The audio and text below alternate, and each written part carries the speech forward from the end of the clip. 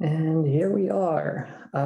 So today first of all, welcome to our talk today that the Eastern Europe Studies Center is holding.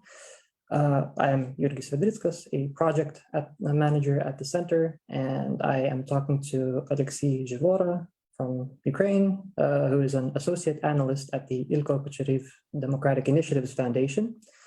And he currently finds himself in Kijeve, one of the most hotly contested cities in the world right now. So perhaps let us begin. We're nearing a week of the conflict right now, and as much as is possible to tell, given all the curfews that are happening, what are the moods like in because you're actually my friend, best of friends, and you've been helping me cope with this through all of this. Even I hope you know that. Thank you. As for the moods in the city, a lot has changed over last several days, like from complete calm to certain tension.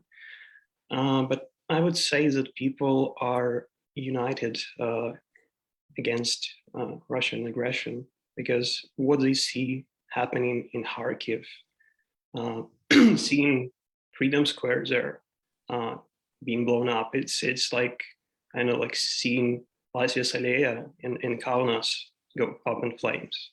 It is achieving like a complete opposite of what Putin wants. And as a result, people are more focused than panicking. Like if you go around the district, for example, nobody's running or shouting or anything. Like even the queues to stores or pharmacies are orderly.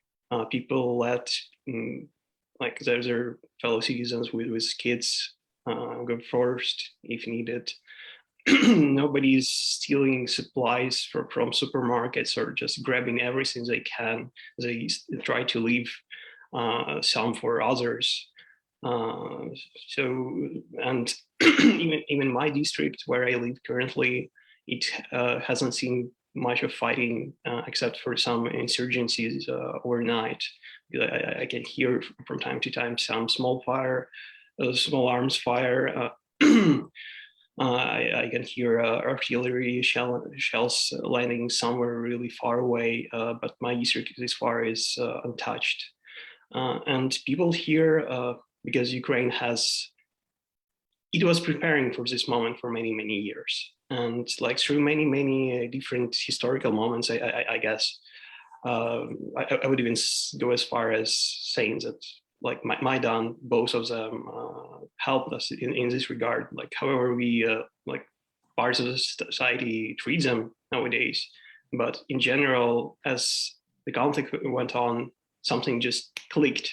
Just suddenly people like realize that, okay, so this is serious. This is something we have to do, something we have to unite against. And like all the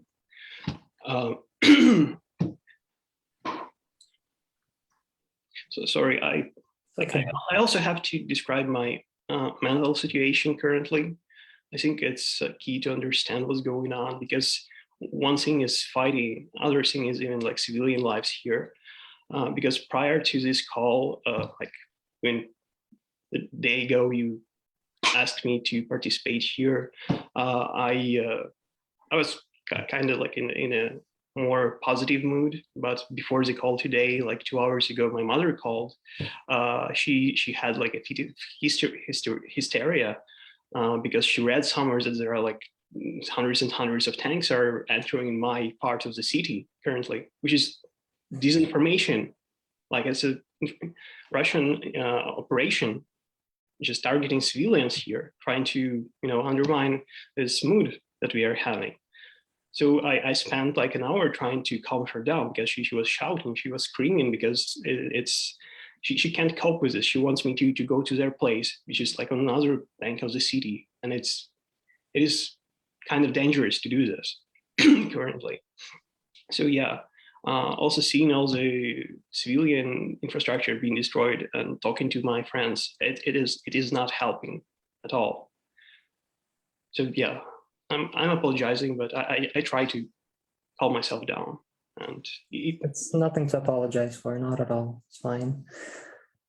But in the end, there are, of course, people fleeing. Personally, why did you choose to remain?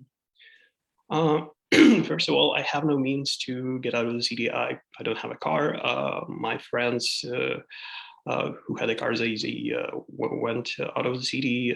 Plus, my family lives, my mother and my grandparents, they live together on the other side of the city, next to the government quarter, actually.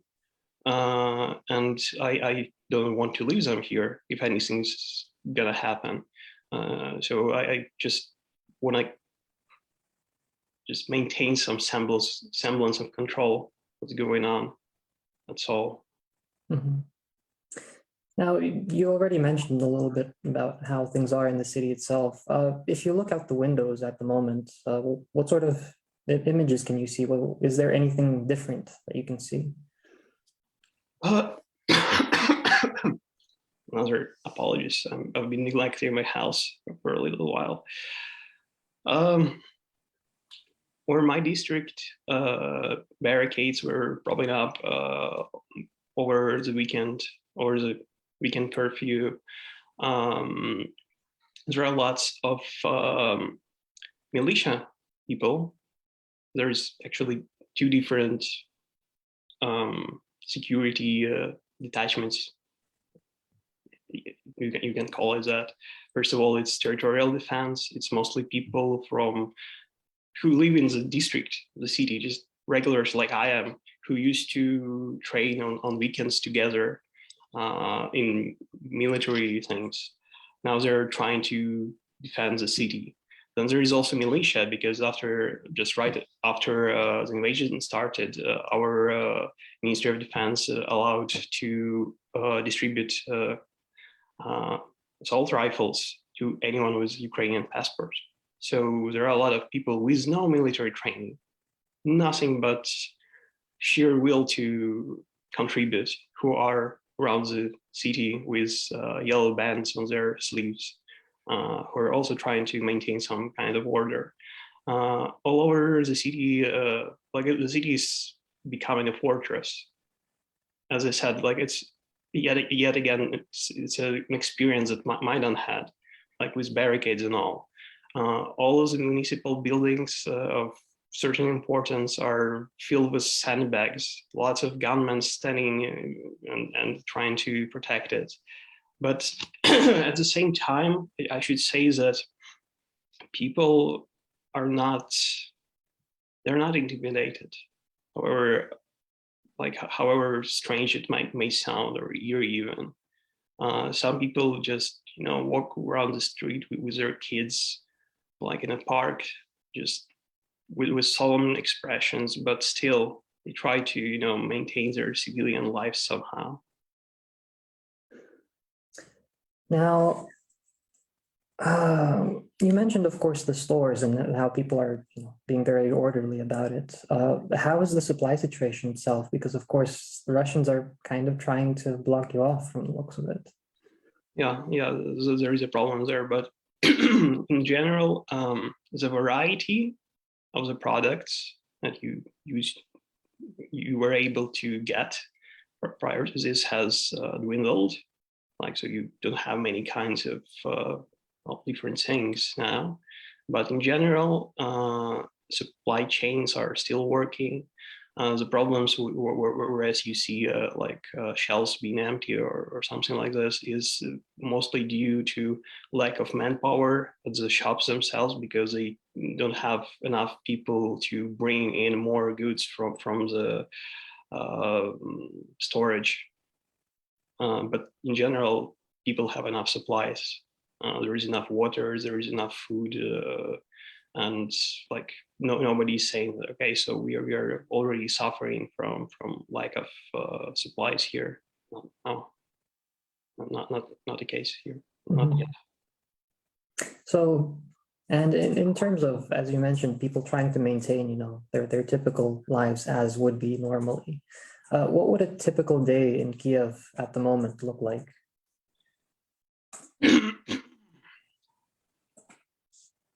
It depends what you are doing, because people are trying to help each other, and it's a tide. Is like you've asked me, many people ask me, like why Ukrainian army is so so persistent despite all the odds, because Ukrainian army is a people, and it's not an empty word, not at all, because people are helping each other like however they can. For example, during the first day of the siege or attack, like literally in the first 3 hours, several volunteer centers propped up around the city. So it's basically people bringing in goods like food supplies, equipment, medical supplies as well, and then looking for people who need those and distributing them around the city, helping also the defenders of the city. And it's like, if you've seen the scenes from such centers, it's just people doing their work. There is no discussion, there is nothing. They're just flowing. They're doing this because they know it's important. It's one of the things you can do. Other thing is try to calm yourself down. Try to talk to your neighbors. Try to talk to your families. Try to calm them down, because I've been in contact with many people around here, trying to calm them down as far as I can. Try to explain to them what's happening, how to react to it, and people are doing that as well. Trying to help each other, trying to keep in touch. That is one of the things. On the other hand, civilians here are mostly trying to hunker down. They're trying to stay at their homes, listening for air alarms or air attack sirens. If it happens now, I'll probably just go to the corridor because it is safer there by all accounts. So it's constant tension. It's hard to sleep. The way you see me now is gonna be the way I'm gonna sleep, next to a backpack filled with like an entirety of goods that will help me survive for at least 3 days or something. So yeah, this is happening. That's how people are. And now, to those who are watching us right now, a few more questions. And if you have anything that you want to ask, if you want to find out something, you're welcome to write in chat, to ask in the Q&A, if there's something you want to know. But for our end, as we were implementing projects quite recently, and the project that we were going to work on with you, in Ukraine, there were already people before this escalation of war. There were already people who were rather unwilling to use Russian in communication. How do you see this changing going forward? All the regions the Russians attacked this far are their supposed support base. It used to be their support base, at least to a certain extent. These are just openly pro-Russian people, or just undecideds who had some timid expectations from Russia. They've destroyed it completely now. There is no coming back from that. Because when you see Kherson getting bombed, it's like probably the most undecided city prior to everything, who had so Russia, Ukraine, whatever. People are just completely pissed when they see their apartment buildings being bombed. They hate this. They hate Russia for this. There's gonna be no mercy for this. No coming back from this. Now, Do you have any contacts yourself or just in general, contact with the troops on the ground? What are their, I don't know, moods? What's the situation with them? No, unfortunately, I do not have contacts with soldiers, and maybe it's for the better because currently I don't think they have the time to, participate in the, in the discussion. But in general, there are several, like this war has been described as a TikTok war by some. And it is certainly a messenger-heavy war because, as I was saying, with volunteer things, people are trying to self-organize in every district to help each other. There are people who are trying to collect information on how Russian forces are moving. There are lots and lots of initiatives. It's really hard to pinpoint what's going on at any given moment. And as far as it goes, there are lots of disinformation channels, mostly on Telegram. And Telegram is probably the key messenger app currently in Ukraine. And if you want to keep track of what's going on, there are several channels that do it really, really well. For example, a really good one by give me a second. Andriy, who is a war journalist, famous war journalist of ours, and most of the stuff he posts is well, it is verified, and from the looks of it, from how the society feels, I bet the soldiers feel at least the same, but at least they know what to do. Understood. So the support from the West, both in terms of sanctions on Russia and in terms of outright support for Ukraine, it's gradually been ramping up, obviously not as fast as many would expect. What else beyond what is already coming or has already arrived? What else would you say that Ukraine needs right now? That's a good question. And I don't think there are many good answers to it. We do need weaponry, we need supplies, we need support, and we need the support for whatever the amount of time it's going to take. And we need it to continue. We need to just even just basic human support now, and we'll manage from there on. Another thing would be, I guess, from serious things, a public protection from the use of nuclear weaponry. At least certain claim that it's not going to go unpunished in any case. Everything else, I think, the society, having been in the state it's in, despite all the disinformation, despite all the odds, having far less modernized military, it's going to handle it. Please trust me. So I'll go over to a question from one of the people watching us right now, Linas Ditulis, actually, who we know. He's sending his best wishes and support to Ukraine. And the question is, what are the ways that individual people in other countries could help? I'm so happy to hear from Linas. I'm extremely glad that you're watching. Currently, I've been in contact with many Ukrainian diaspora or people who just found themselves in foreign countries when this all started.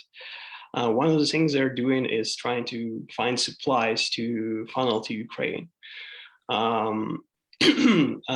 But there is like good things and bad things about that, because on one hand, a lot of people started doing that, and it is a good thing. And another good thing is that all the supplies run out across Europe for helmets, ballistic vests, and so on. So, it is just, a tide, as I said. People are doing this everywhere around Europe, around the US probably as well. And other people are now actually trying to find actual producers of said goods, to have contracts with them, to supply them. So like it's not a state doing this, it's the people doing this. And so currently all the volunteers, like if you want to help, I think one of the good ideas would be to contact our embassy in Lithuania, for example, and ask whether they require some support, because they are trying to coordinate everything that's going on. I know that, for example, in Britain, they have already gathered like the packages to send to Ukraine, but there are like problems with payments and on and on. And some people are trying to forego this official route, so they do it themselves. For example, I tried to put in touch two friends of mine, one living in London who found the supplier, but he did not have the money. Another one who couldn't find the supplier, but had like lots of money to help. And now they're sending a package to Ukraine. So it's like, try to find the embassy staff, try to find Ukrainian friends abroad, and try to cooperate. You'll find the way if you want to help. Or like look for the organization in Lithuania, and I know there are some who do this and help through them. Is there any sense of further escalation incoming from the Russian side right now? What's it looking like in terms of the security situation? Sense, as in whether there's going to be any sense, there is none. There's no sense to this conflict, none at all. Putin hasn't done everything that he wanted to do. Like he builds this nation. If you think of it, he should die for it. But like you've done everything. You've done everything to make this nation prosper in the future. He made this nation like it has mojo now. It has bigger mojos than many European countries, many really very very rich countries as well.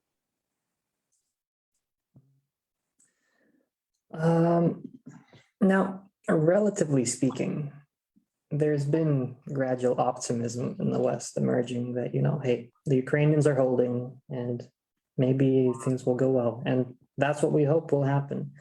From your perspective, what do you think comes next in the short term, the long term? We don't know how long it's going to take. We're hoping for a few more weeks at most. In that case, we're hoping for quick ascension to the EU. We're hoping for ascension to NATO. We're hoping to have our country complete its internationally recognized borders. That's what we are hoping for. Moving forward from there, I don't know what was going to happen, but currently everything is in the fight. Like there is no room for the discussion on how things are going to go. Like you maybe have this luxury, we don't. Now, if anyone else has any further questions, do pose them to us on Zoom. For the time being, though, another question of mine. Of course, as you've pointed out a number of times, Russia has basically united Ukraine in spirit, at the very least, and eventually maybe it'll be back territorially as well. What do you think the Russian side, if it's even possible to fathom, what do you think their expectations could be when they're doing what they have been doing, especially in the past few days now?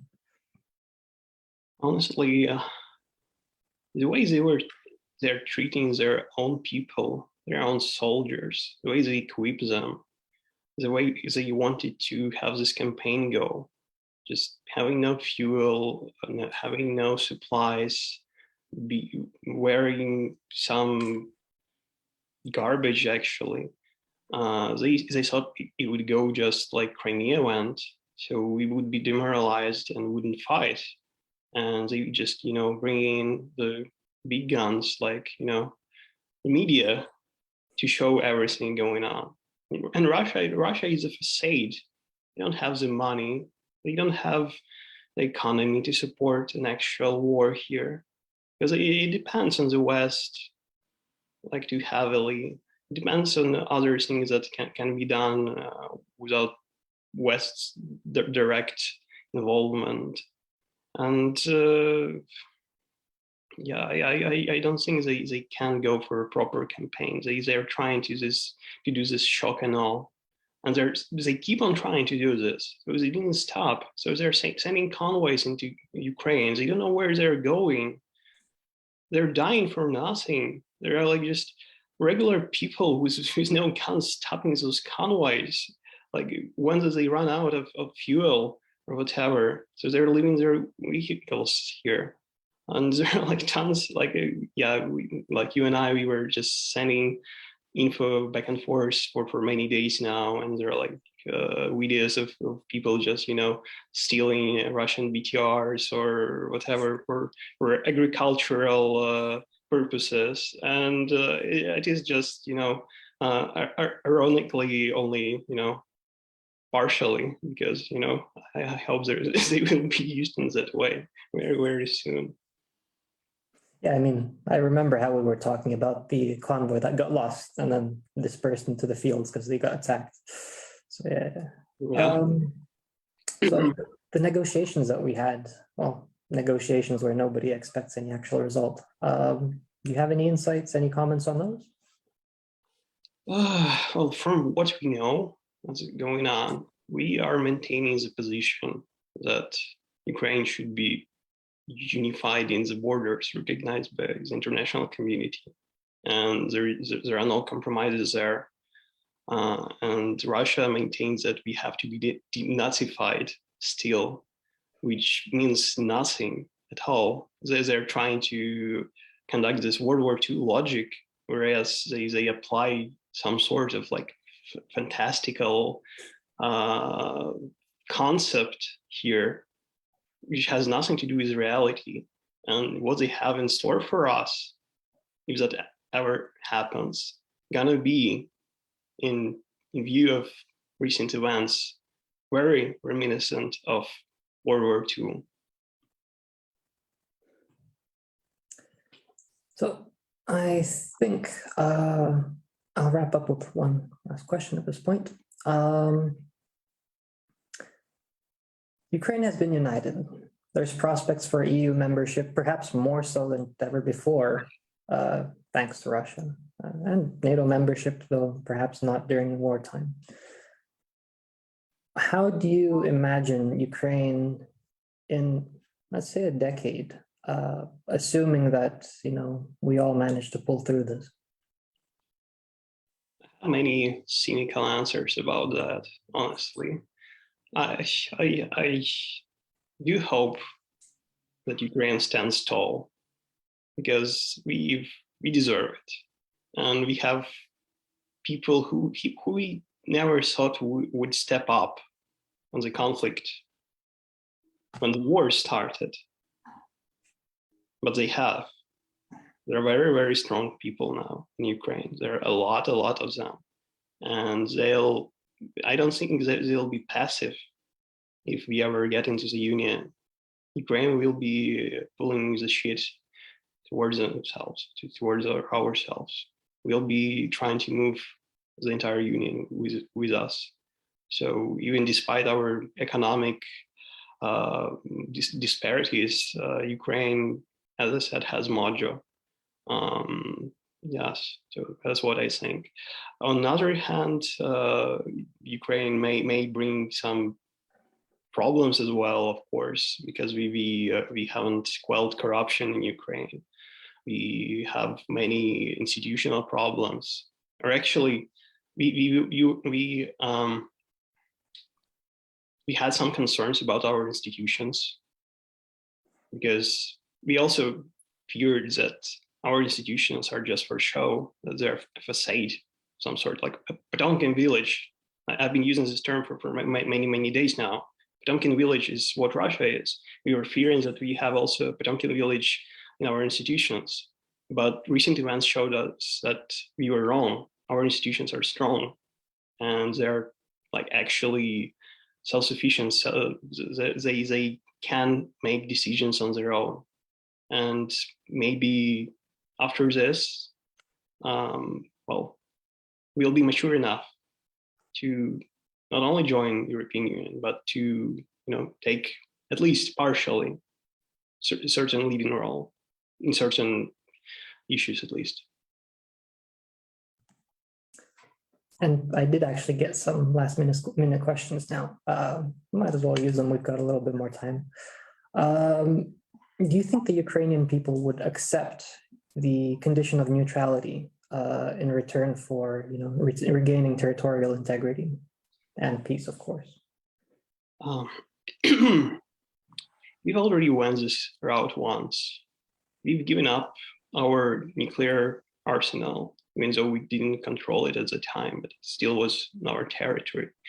We had written guarantees that the signatories have, if not ignored completely, but have downplayed for many, many years. Now we have this situation, and we promised that we would stay neutral for many, many years. And look at what's going on. And I have no doubts that this situation will start a lot of conversation around the world, whether any written guarantees actually worth anything, because in time they may not be. And yeah, in conclusion, and perhaps on a more positive note, of course, we all know the, could say, historical letter sent by President Zelensky regarding EU accession. What would your view be on that? What would you say about that?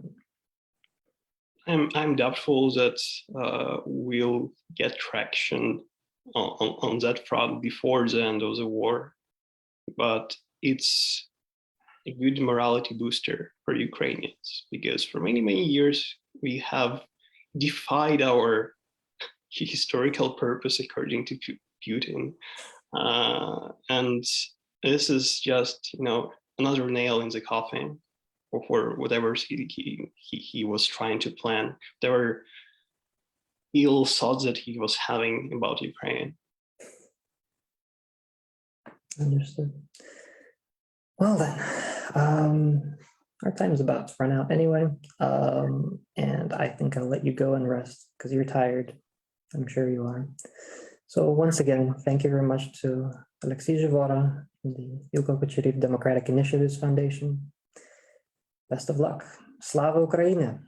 Героям слава. Thank you for having me. Viso gero. Viso gero.